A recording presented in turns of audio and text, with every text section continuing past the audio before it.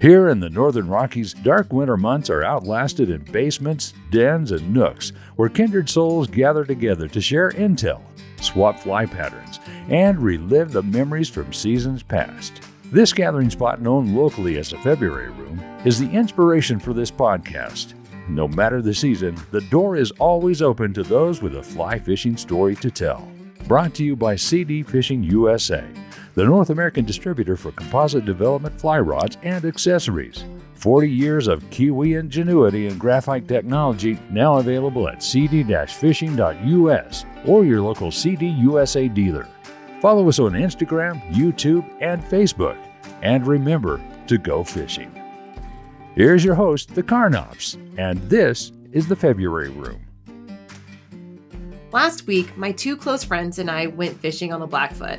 It was a beautiful day. Fall was definitely in the air as leaves were starting to turn from green to yellow.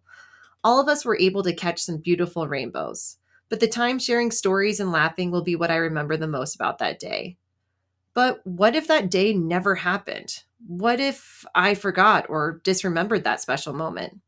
My next guest had that very experience, and I can't wait to share his story and about fly fishing. Thank you for joining me today on the February Room, Chris Hanson. Thanks, Lauren. Thanks so much for having me.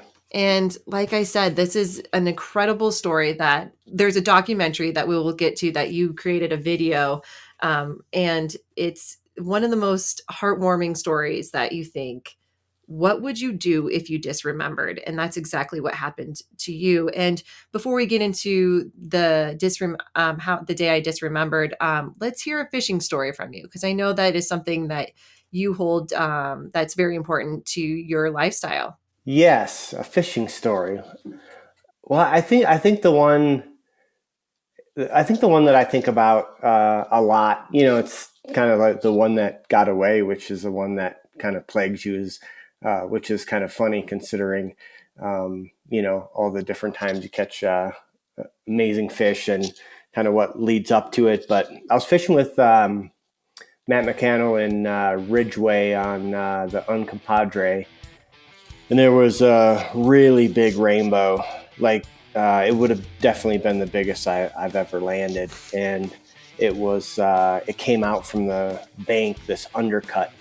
And for people that know Matt, he's up on his ladder looking down, and I'm in the river casting, and because it's just barely out from the undercut, I have to cast way up so the flies swing under the undercut, because the fish is just on the edge.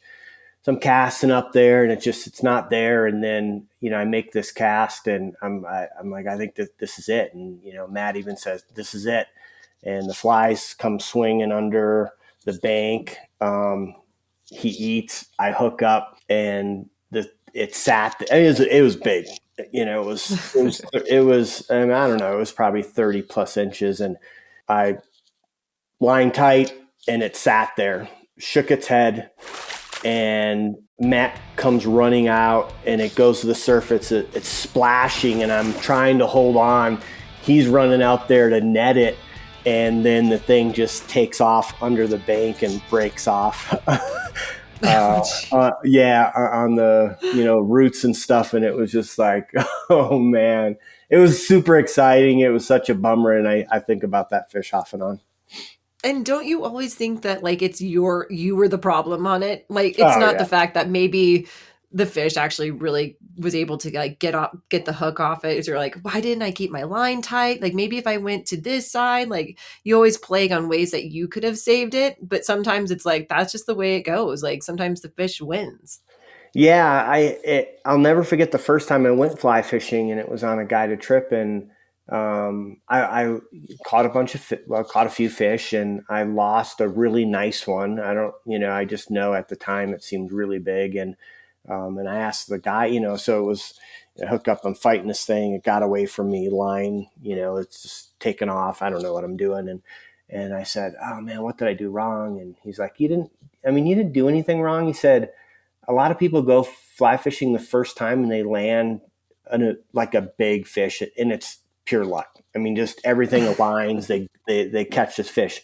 And he said, if you want to consistently land fish like this, you have to spend time on the water. And so that really resonated with me, time on the water. This, if you want to land fish like that consistently, you have to be out there and you have to be learning. You have to be, trial and error and losing those fish. And so I never forgot that. Yeah, that is so true. And it's so funny because you said your first guided trip, because talking about your documentary, The Day I Disremembered, had to laugh that you were even late to showing up for your guided trip because you didn't want to go. You were like, this isn't why I don't want to go fly fishing. And I think it's so interesting that that day kind of changed your life as well. I think we need to kind of go into what made you decide to go into, or your wife got that for you as a gift, why you got into fly fishing, and it's because of the day that you disremembered. Can we talk a little bit about those events and exactly what that day what that day means to you? Yes. It was funny because the whole fly fishing thing, it wasn't so much I didn't want to go. It was I've always had a problem with working too much, and it really, I guess it's more driven by whatever I'm doing. I'm really into it, and it's what I spend my time and energy on. And whether it was training and racing sled dogs, years ago, or work. And so I was late because I was, I got up and I was, had some emails I had to felt like I had to reply to, and so I was like, okay, I got to do this before I go in. So that's kind of my typical thing, which is work kind of always hovering over me, and I enjoy it. Like a lot of people, they say negative things about being behind the desk and stuff. I mean, I love what I do, and I love work, and so there hasn't been anything that was able to give me balance to pull me away from work to go, well, you have to have time away from work. You can't just work all the time, and it's very stressful. So that's kind of what led up to my wife, trying to find something that, that I would be passionate about besides, working. And so that's where fly fishing fit in, where she booked a trip for my birthday. And after that, you've been hooked.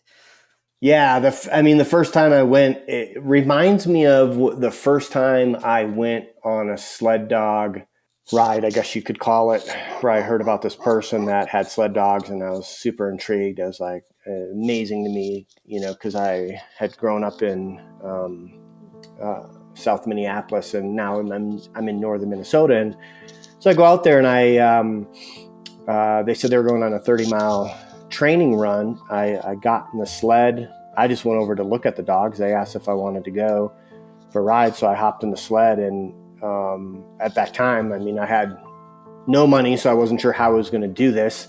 I think I was like 16 or something, and the whole time I'm riding in the sled, it was like a three hour deal. I'm like, I'm going to do this. Like, this is what I'm going to do. And I don't know how, but I'm going to figure it out. And fly fishing, the first day I went fly fishing, it was the same thing. Not I'm going to be a guide. Although if this would have happened maybe 30 years ago, maybe that's what I'd be doing. But I instantly was like, I'm going to start fly fishing. This is amazing. Well, and it's really helped with the recovery of the day that you disremembered. Can we talk about that day? What exactly happened the day that you forgot or couldn't remember? Yeah, it was a weird experience. It was especially scary for Bobby Jo, my wife. We had gone on vacation, actually a cruise, and we decided to stay a couple days in Miami before we flew home. And we're in the hotel, and I go out on the balcony, and I do remember saying, why we should have. This is amazing out here. It's a view over the ocean. We're like, I don't know how many floors up, 20 floors up, and I said we should have spent more time out here, enjoying the view. And Bobby Joe said, we have. We've eaten breakfast out there. We had dinner out there. And I said, I don't want to scare you, but I don't remember any of that. Like you just couldn't remember breakfast or dinner or anything? No. So then she started asking me questions about the last few days, and including the cruise. And I don't remember any of it. And then she asked me things further back. I do know that we have kids. I know, like, things from years ago, but at the time it was kind of like, probably 6 months at least from the questions that she's asking that I don't remember anything. And so she thought I was having a stroke. So she rushed me to the hospital. And at this time, what was going through your mind when you were like, I can't remember? Were you panicking at all, or were you just thinking like, oh, I'm just forgetting at this moment? Or you knew that there was something that was obviously wrong? Well, that's the weird thing is I'm at that point, my memory is resetting every 5-10 minutes. And so what did I feel? Was I scared? I mean, I can't really answer it because, like, in the moment I have this time frame where I'm very aware of what's happening, but then it's just resetting. And so when I said, I don't want to worry you, I don't remember any of that, like in that moment, I'm worried because I don't remember any of what, she's saying. And then it became worse because I really just have that memory. And then I feel like I remember walking through the lobby, but it might've been when we came back. So basically from that point, about 8 hours in the hospital and everything, I don't remember any of that part, of what was going on. And so that's why I say it's, most in the moment scariest for Bobby Joe because, she has no idea what's going on. Right. I mean, she has the memory of it. She actually can remember the day that you disremembered, but you can be like, well, I don't really remember exactly what conversations were happening with doctors and how long this was going to take. I imagine the unknown must have been terrifying for her. Yes. Yeah. And so it's transient global amnesia, which has nothing to do with travel. But they don't really know a whole lot about it. And it's actually nothing that you diagnose. It's you do a bunch of tests and rule out a bunch of things. And that's what it has to be. And so when they, is it a stroke and, and MRIs and, all these different things to rule out a bunch of things. Once they did a couple of them, at that point, they pretty much knew what it was, but they had to rule out a few other things. And so it's an interesting thing because they don't know what causes it. There are some, common threads of, which is what they asked me, do you have migraines? Yes, I do. It's actually a form of a migraine, how it affects your, your brain. And, do you have stress in your life? Yeah. And so, and do you work a lot and kind of all these things. I had like all the things that, are typically common with, when this happens to somebody. And so, like, do you have any memories? I mean, like, are there some memories that you can't remember, or did you get them all back after like the 8 hours? Yeah. So that's a good question because they said I probably will, or could, but I didn't. So I still which would have been cool, I think, to have those memories, but I got everything back except that 8 hours. So I still don't remember anything during that 8 hours. And I know you said that there's like signs of like, they don't know what causes it, but there's like signs that like this is what it is. What were those? Like you said it was like migraines, stress. Yeah. So kind of common things of people that have gotten transient global amnesia, migraines are very common. The people that get them, they have migraines. They have, stress in their life, which if it's work or relationships or whatever, stress and working a lot, sleep kind of affects it as well.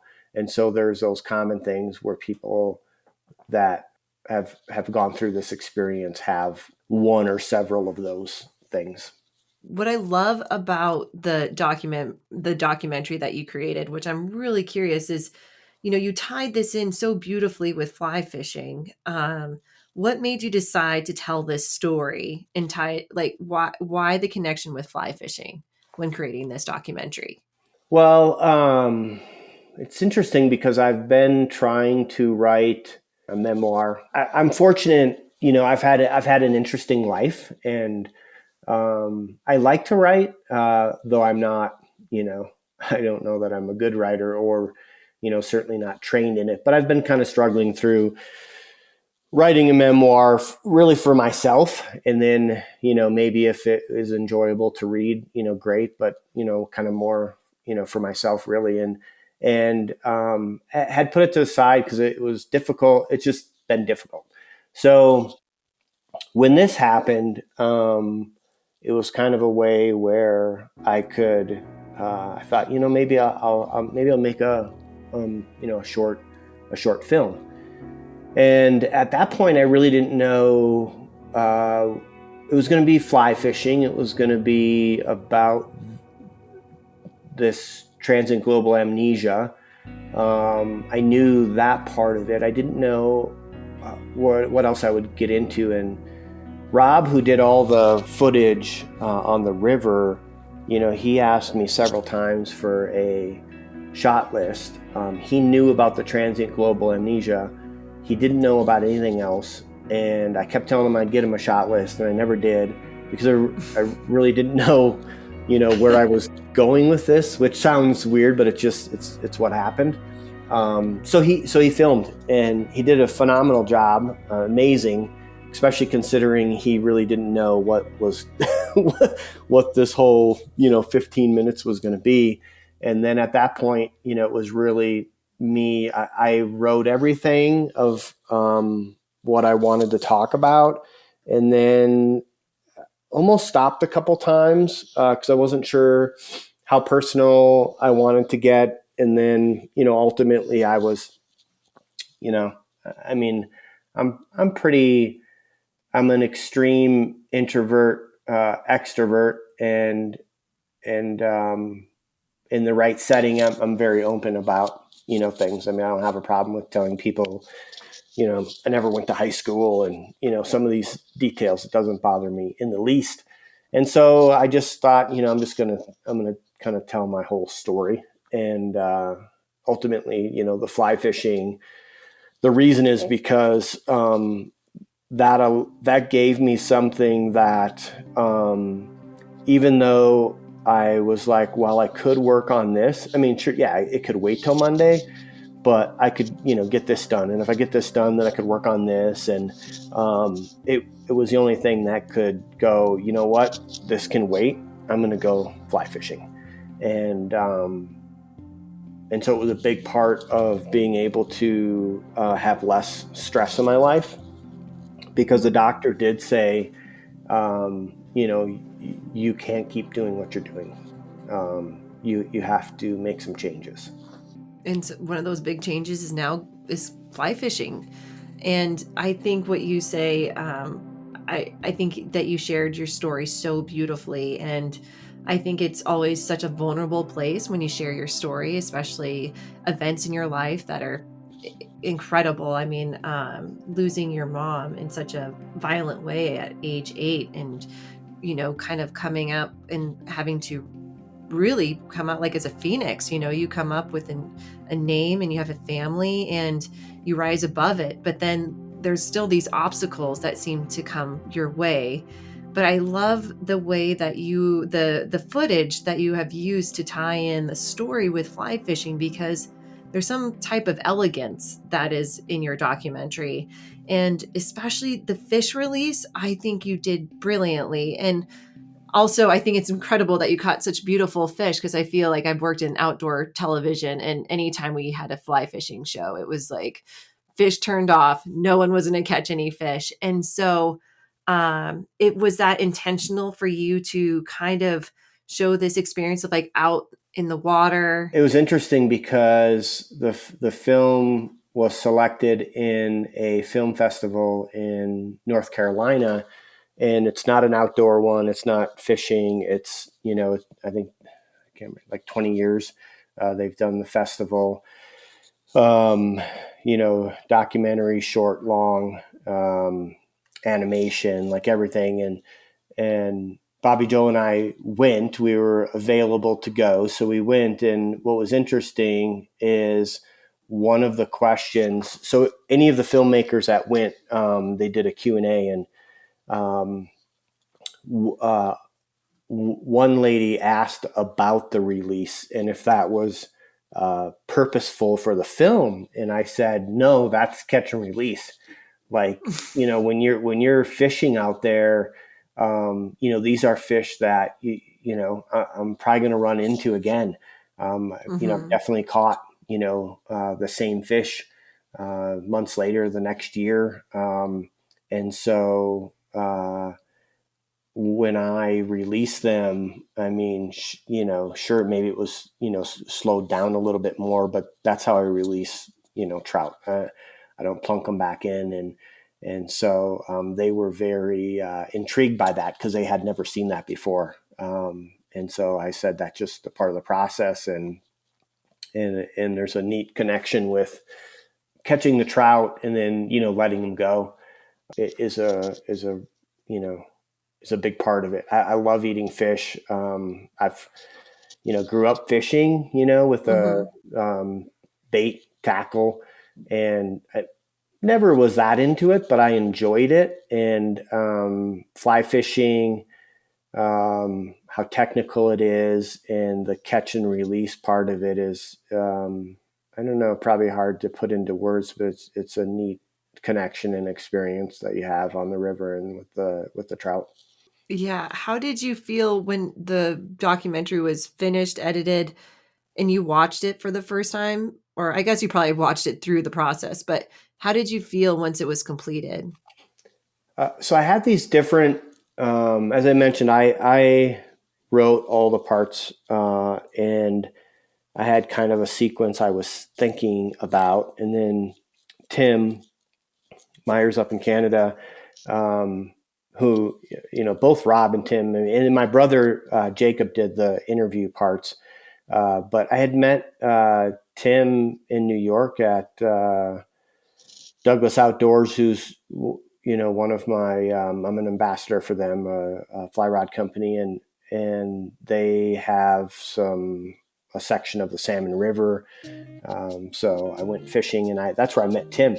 And I told him about the transient global amnesia, but nothing else. And he was fascinated, and he's like, if you need someone to edit it, I would love to do that. And so when I sent him all the footage and the recording, I mailed it up to him, and he was going through it. He's like, hey, what happens if we take this section and put it here? And he's the one that I had certain parts of footage that I wanted in the film, but a lot of it where it wasn't exact. And he took everything, grabbed different sections of the footage we had, the photos I sent him, and I was, amazed at how it turned out. And how do you feel now that people have watched it and you've gotten some feedback? How does that make you feel? Well, definitely the part that I'm glad that I did it is because I've had a lot of people reach out to me that I know, through Instagram. I don't know them personally, or yeah. I should say I haven't met them, and they told me their story, and it was like, wow. So you've met other people that have had the transient global amnesia? Oh, no, just their story. their story Oh, that okay. is as, profound and tragic and meaningful and amazing. They just, have, through, I've talked on the phone to some, but like, messages Wow. and tell me very, personal things, and then how fly fishing fits in their life. And so that's pretty awesome, because so much of fly fishing or social media in general is, really just about, the big fish you catch and the trips you go on. And it's very, I don't know, superficial, I guess, Mm-hmm. or just It on the certainly can be surface. that way. Yeah, I shouldn't say that. Some people are so Yeah. negative about social media, but you're just seeing kind of a glimpse of something. And so many people have, fly fishing means something so more to them than just fly fishing and catching fish, which is, you know, Yes. which is, what I told in my story. And a lot of other people have done that. And so I'm actually working on 2 different projects, other films. I'm not a filmmaker, but now I'm working on Yeah. a couple. I'm working on a couple films, and Ooh, what are they about? so they're about. After I did this and people started messaging me, I thought, why not tell people's fishing story? Yeah. Why they fly fish, and find those stories, because there's a bunch of them. And so there's 2 different ones that I'm working on. Have all the footage done for Sun Tao and his military background and fly tying, and then John Easton, who's a guide, and I won't get into that, but he has a amazing story of growing up, and kind of really what he got into, and the track that he was on, really destructive, and then how fly fishing came into his life. And so I thought, why not, just kind of do the same thing and tell people's story. Those are my favorite ones to watch. Obviously been through fly fishing film tours, and the best stories are the ones where there's actually a story that needs to be told, kind of like yours, where you're like, who are these people? Why are they doing what they're doing? And like how did they become where they're at in this point in their lives? And I think that's what makes your story so well, is that it wasn't about fishing. It's a lot more than just fishing, which, like you had pointed out, fly fishing is that for a lot of people, it's not really about catching fish. It's really about connecting. Will we expect those films to be coming out like in 2022? I'm hoping one of them comes out before the end of the year, and Okay. then the other one will be the beginning of next year. I have a goal to do a couple a year. We'll see if I can That's um, great. pull that off. And so I'm glad. It's nice to hear you enjoy that. And I know a lot of people do. I had somebody go, people don't want to see. They literally told me that people don't want to see that. They want, like excitement, and they want, like, fish. That's what they want to see. And I was a younger person. And I'm like, okay, Oh, geez. you work on that. Yeah, so I'm hoping to do a couple of them a year. We'll see. And, they're just going to be kind of the, 10, 15 minutes. And, if they want to, after they see the finished product, we'll submit them to, the different festivals. But mainly I would love to see, I'd love to see, like, 20, 30, 40 stories of people all over the country of why they fly fish, and how fly fishing has impacted their lives. I absolutely love it. I'm gonna keep my ears and eyes open for that. But let's talk, because the day I disremembered is up for voting. Can we talk a little bit about how people can put their votes in, and where they can sign up to vote for the day I disremembered? Yes. Yeah. Yeah, that'd be awesome. It was pretty, it's pretty awesome to get an email to get nominated for the, I don't even know, how do you pronounce it? Stimmies? The Stimmies Stimmy, Award? Yeah, Stimmy. Stimmie, right? IES. Yeah. Is that okay? Yeah. And Go to your right. Instagram and click the link. Right. So I have the link in my Instagram profile, or you can go to filmfest.com and there's the Stimmy Awards link there, and they picked 12 films. And what's cool about this is this is this is a virtual vote. This is voting. The other films that they have are picked by, and I didn't submit it to the normal one. I should have. I didn't. So then what they do is they take other films that they liked and saw that people were talking about, and there's 12 of them, and then the popular vote gets the Angler's Choice Award and gets included in the 2022 International Fly Fishing Film Festival. So it's Oh my included as gosh.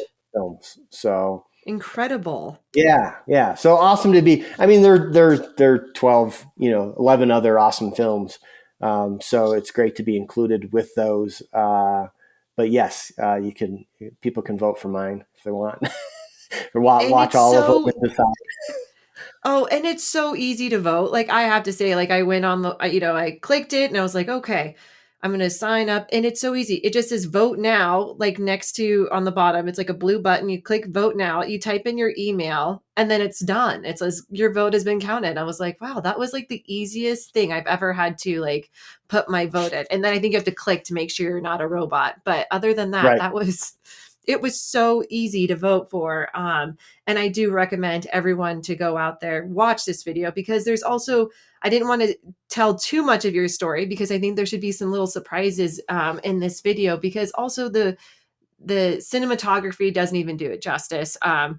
I do have to say I was laughing when, and it's because you say that you love winter fly fishing, and I do not. But you were like, I love when my hands get cold and tying a fly, and I was thinking to myself, those are the things I do not like to do, and I think it just kind of shows the resilience that you have when it comes to fly fishing as well. Yeah, well, I mean, growing up in northern, well, Minneapolis and then northern Minnesota later, in the cold, and 12 years of training and racing sled dogs, which is a whole nother story in itself. I just do well in the cold, and I enjoy it, and so fly fishing in the wintertime, and there's a lot of places you can do that. In Colorado, we have the tailwaters below the reservoirs that stay open, about 2 miles of it. And so I fish year round. I fish, I mean, every week, all year. And so I really enjoy winter. There's less people, and there's all these, other elements that add it even more difficult. But it's more rewarding, and I rarely wear gloves when I always take my gloves off to release fish, of course, but I start out with gloves, and then I'll catch a fish, take them off, release it, and then I start fishing, and next thing you know, I haven't put my gloves back on. How long will you be out there? I'm just curious because my hands would be frozen after the first catch. I'd be like, "This is great. Now let's head back. I'm gonna get some hot cocoa or coffee, warm my hands back up." Yeah, I fish. I mean, my typical day, I don't fish like morning to evening. So my typical day is starting, earlier, and then of course in the winter, shorter days. But getting out there early, and sometimes in the winter you can't be too early because it's just too cold. And then I fish till about 2 or 3. It's typically what I do. The places I fish doesn't have reception, so which is a good thing. So Yeah. I can't be on my phone. There's no distractions. It took me a bit, and there's lots of times where I'm driving going, really, there's stuff I should be working on. And I go, and once I get out on the river, maybe the first part, I'm lots of things racing through my mind about, things I need to get done and other stuff. And then eventually it's all gone. And there's never a time where I went fishing and came back and thought, man, I should have been home, working. Everything's there and nothing is that urgent that needs to be done. So it's definitely recharges and relaxes me. I couldn't agree more.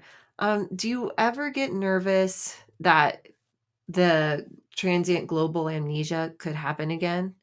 Is that ever in the back of your mind? Like, I feel like if I had that incident, I would constantly be asking myself to remember things just to make sure that I still had them. When I first got back, it took me a while because and it was very difficult. And I do talk about this, but probably the best example is when you, I mean, at least me, but I think everybody can relate in some way where you see somebody and you know who they are, and you're like, what is their name? Oh man, I can't think of their name. That just really bothers you, or you're thinking about an actor in a movie. Who is that? And Yes. and then it's plaguing you until you just like look it up, and then or you think of it, and then it's like this relief. You're like, oh, that's who it is. And so when I got back, that same plaguing of that 8 hours of my memory would bother me, and I'd wake up at all hours of the night, and I also found myself waking up, and then my first reaction was to think about what happened the last few hours, what happened the past day. Yeah. To kind of go, okay, I can remember. And so there was definitely a time frame afterwards that bothered me, and I worried, but I didn't really worry as much after that about it. Bobby Joe was worried when I would travel for work to visit a client. She would worry, like, what happens if that happened when you were at the airport or, in town after visiting a client. You wouldn't know how to, you wouldn't know what to do or where to go. So she was really worried about it. I tend to be fairly well at putting things behind me. Maybe sometimes in an unhealthy way of just like, burying Move it, forward. and then it comes up later, but putting stuff behind me, and so now years later I don't. It's interesting. I did send this film. There is a transient global amnesia, I guess it's called a support group. I'm not a part of it. I came across it. I sent him the film, but Wow. yeah, like if you read people's stories, like people are pretty, like this shakes them pretty good. Yeah. And I'm not discounting it. I mean, I think it's great that they have support groups, and I totally get it. It doesn't affect me long term like it does for them, but there's people that it's rare to have it a second time, but there are people that have had it a Oh second gosh. time. There's people that have, like they're, yeah, I mean, they're still like, they, I don't know, they say they have, emotional problems and, other problems that, it like really affected their lives. So, um, The human body is incredible. I mean, it really is. I remember reading this book called Mind on Fire, and this basically her brain just got sick, and she couldn't. She thought like her body was on fire, like she was seeing bugs, and it was really like there was some kind of brain. Her brain was having some fluids, and It's amazing that, and she's recovered, but in this book, but it's just incredible what the brain and the body can do and heal, and also to protect itself, and I imagine your brain was protecting itself to shut down, like, I am burned out, like, we're going to hit the reset button, we're going to click that button, unplug and replug back in, and we're going to start again because I'm exhausted.